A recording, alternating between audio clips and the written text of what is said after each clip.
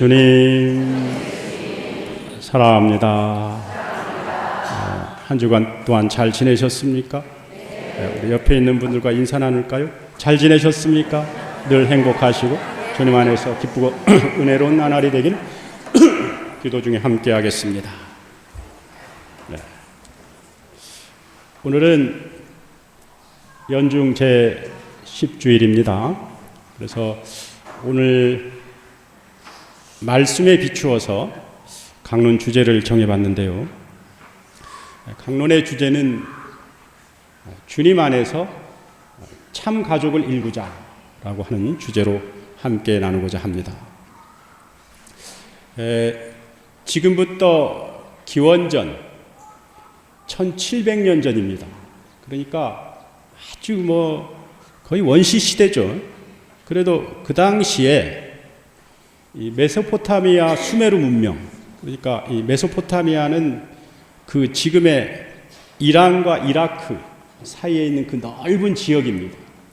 그 지역에서 이 수메르 문명은 인류 문명 중에서 가장 오래된 문명입니다.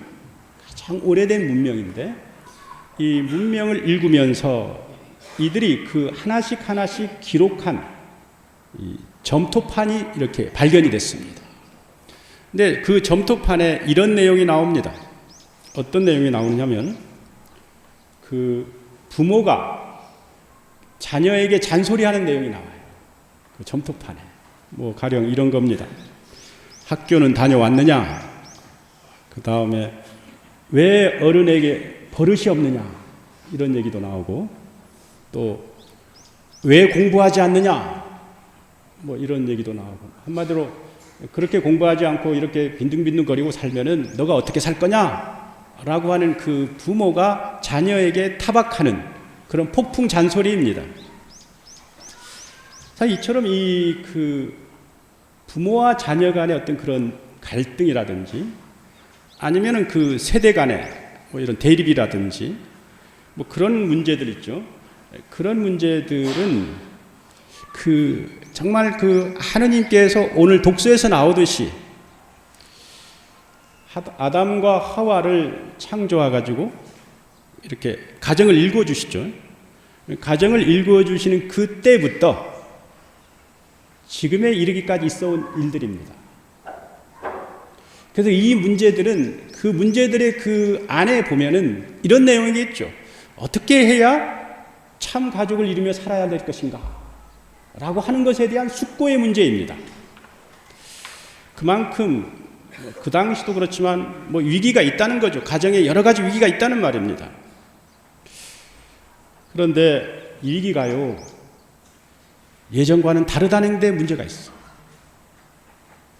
지금의 위기는 어떤 위기냐면 비유를 하자면 우리가 눈을 뭉치죠. 눈을 뭉쳐가지고 언덕을 향해 이렇게 내려놓으면 이 눈이 어떻습니까? 가파르게 이렇게 내려오면서 눈덩이가 커지게 됩니다. 그러니까 문제가 작을 때는 이게 쉽지만 가파르게 내려올 때는 빨리 멈추지 않으면 감당할 수가 없는 겁니다. 지금의 위기가 그런 상황이라는 겁니다.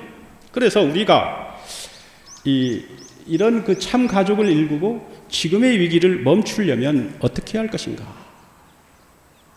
오늘 복음에서 예수님께서 그 길을 우리에게 가르쳐 주십니다. 자, 오늘 복음을 보면은 여러분 예수님이 공생활을 시작하고 복음을 선포하시죠. 복음을 선포하신 다음에 또 그걸로 끝나는 게 아니죠.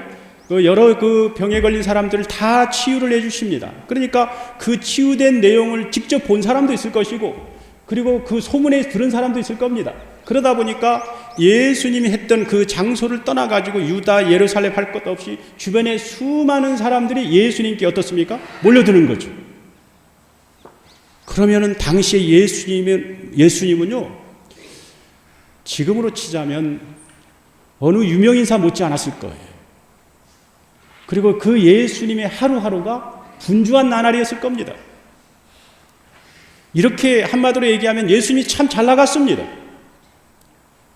그런데요, 세상의 이치가 이렇게 뭔가 이렇게 잘 나가는 사람이 있으면요, 꼭 거기에 제동을 거는 사람도 있어요. 토다는 사람도 있고, 시기하는 사람도 있고, 질투하는 사람도 있고, 위기의식을 느끼는 사람도 있고 그렇습니다. 그래서 그 당시에 이 출처불명으로 예수님 미쳤다 하는 소문을 낸 사람도 있었어요. 그리고 특히 종교 지도자들은 예수님이 활발하게 그렇게 하니까 자기들의 위기의식을 느끼는 거예요. 그래가지고는 예루살렘에서 예수님이 계신 곳까지 율법학자들이 내려왔습니다. 내려와가지고는 뭐라고 얘기합니까? 한마디로 얘기하면요, 예수님이 하는 행위는 마귀 들렸다는 거예요. 마귀 들린 행위라는 겁니다. 그렇게 떠드니까 이제 이 이야기들이 예수님의 고향에 있는 성모님에게도 들렸을 것이고 친척들에게도 들린 겁니다. 그래가지고는 성모님과 그 사촌들, 친척들은 그게 걱정이 되지 않습니까? 걱정하는 내용은 물론 다르겠죠. 성모님의 마음과 친척들의 마음이 다르겠지만 어쨌거나 걱정이 되었던 겁니다. 보호해주고 싶은 마음도 있었을 것이고 여러 가지 마음으로 이제 예수님을 찾아오는 거예요. 예수님을 찾아와 보니까 예수님은 어떻습니까? 군중대에 둘러싸여 있는 겁니다. 그 예수님의 앞에 나갈 수가 없는 겁니다. 수많은 사람들로 둘러싸여 있었기 때문에. 그때 그 자리에 어떤 사람인지 모르지만 예수님의 일행을 알아본 사람도 있었어요. 그래서 예수님께 이야기한 거겠죠. 어머니와 친척들이 찾아왔습니다. 이렇게 얘기하는 거예요. 그러니까 예수님이 오늘 복음에서 뭐라고 이야기합니까? 누가 내 어머니이고 내 형제요 누이냐? 이렇게 얘기한 다음에 바로 이어서 또 어떻게 이야기합니까? 하느님의 뜻을 실행하는 사람이 내 어머니요 누이요 형제다. 이렇게 얘기하는 겁니다. 그러면 여러분 이 얼핏 이 내용을 한번 들었습니다. 여러분 이 내용을 들으면 어떤 생각이 듭니까? 얼핏 누가 내 어머니고 내 형제요 내 누이냐 이런 말만 들으면 혹시 예수님이 혈육으로 이어진 이 가정을 혹시 부정하는 게 아닌가? 이런 뉘앙스로 들려요. 그런데 그렇지 않죠. 왜냐하면 예수님이 공생활 전 30년 동안 어떻게 살았습니까? 부모님 곁에서 부모님께 효도하고 부모님을 공경하고 적극적으로 가정의 소중함을 알고 살았던 분이십니다. 누구보다도 가정의 소중함을 아시는 분이에요. 그렇기 때문에 예수님이 가정을 부정한 말은 아닐 것이다. 그러면 이 말을 통해서 예수님께서 하시고자 하는 말씀의 뜻은 무엇일까요? 그거는 바로 이런 겁니다. 참 가정을 일구려면 제한적 혈육의 어떤 경계 이거를 뛰어넘어야 한다는 겁니다. 사실 여러분 어떻습니까? 우리 혈연이라고 이런 가족을 보면은 때로는 뭐 이러저러한 문제 때문에 서로 다투고 뭐 대립되고 분열되고 뭐 그렇지 않습니까? 그런 문제들이 있는 겁니다. 그러나 적어도 우리의 가정을 가정답게 이루어지기 위해서는 어떤 인간적인 자기 뜻에 이루어지는 혈연의 경계를 뛰어넘어 가지고 주님의 뜻을 우선하면서 실행하며 살아갈 때 이루어진다는 겁니다. 그러면은 여러분 주님의 뜻은 무엇일까요? 주님의 뜻은 거창한 게 아닙니다. 한마디로 정의하면 주님의 뜻은 주님의 마음을 닮으며 사는 거예요. 예수 성심, 주님의 마음을 닮으며 사는 것이 주님의 뜻인 겁니다. 그럼 주님의 마음을 닮는 것은 어떤 삶일까요? 쉽게 이런 겁니다. 어느 날 그 신앙생활을 아주 열심히 하는 어떤 자매가 있었습니다. 이 자매는 자기 나름대로는 신앙에 정말 충만된 삶을 하루하루 살았어요. 그러나 한 가지 소망이 있습니다. 그 소망은 뭐냐면 자신은 그런데 그 자기의 남편이나 자녀들이 성당에 안 나오는 겁니다. 그래서 자기 남편과 자녀들이 다 성당에 나와가지고 성가정을 이루는 것이 이분의 최고의 소망입니다. 그래서 늘 그 성당에 갔다 와서 집에 가면은 남편과 자녀들을 불러 모으고 기도하자고, 우리 같이 기도하자고 이렇게 얘기하죠. 그러면 남편과 자녀들은 뭐라고 합니까? 남편과 자녀들은 엄마를 힐끗 보면서 엄마는 광신자야. 그래가지고는 자녀들은 자기 방으로 확 들어가 버리고, 남편은 도리어 TV 볼륨을 크게 더 틀어놓고 TV를 봐버리는 거. 그러니까 그럴 때마다 마음이 아프죠. 그런데 더 마음이 아픈 것은 가족들을 신앙으로 이끌지 못한 그런 게 대한 어떤 그 나름대로의 죄책감을 느껴버리는 거예요. 그래서 어느 날인가는 자신이 잘 아는 어떤 그 신부님을 찾아가서 하소연을 하는 겁니다. 이러저러한 이야기를 하니까 신부님이 처방을 내려요. 어떤 처방을 내리느냐? 첫째, 가족들의 냉담으로 인해서 지나친 죄책감을 가질 필요는 없어요. 주님이 다 아십니다. 걱정하지 마세요. 그러면서 이런 얘기도 합니다. 그러나 자매님은 한 가지 꼭 생각해야 할 것이 있습니다. 그것은 뭐냐면 자매님이 남편과 자녀들에게 원하는 것보다 남편이 자매님과 함께 하고 싶은 것이 무엇인지, 그리고 자녀들이 엄마와 함께 하고 싶은 것이 무엇인지 그거를 생각해 볼 필요는 있습니다.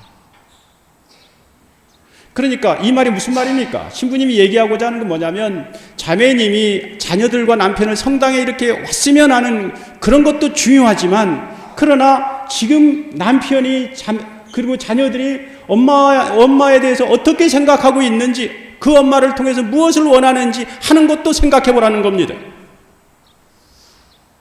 그러면서 쉽게 이런 비유를 이야기해 주십니다. 어느 날 어떤 자매가 있었습니다. 이 자매가 기도를 했대요.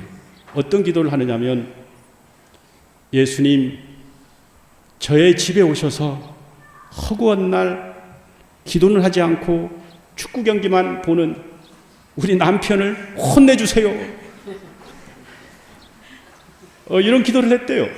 허구한 날 맨날 집에서 TV 보면서 축구만 보는 그 남편을 혼내주세요.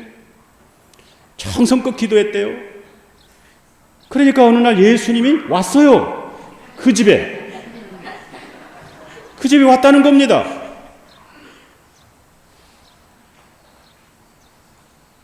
그러니까 자매는 어떻죠? 속으로 너무나 기쁜 겁니다. 옳거니 예수님이 오셨구나. 이제 이 남편을 만나가지고 이러쿵저러쿵 얘기하겠지. 기대를 했습니다. 근데 글쎄 이게 웬일입니까? 그 예수님은 남편 옆에서 같이 축구 경기를 보는 겁니다.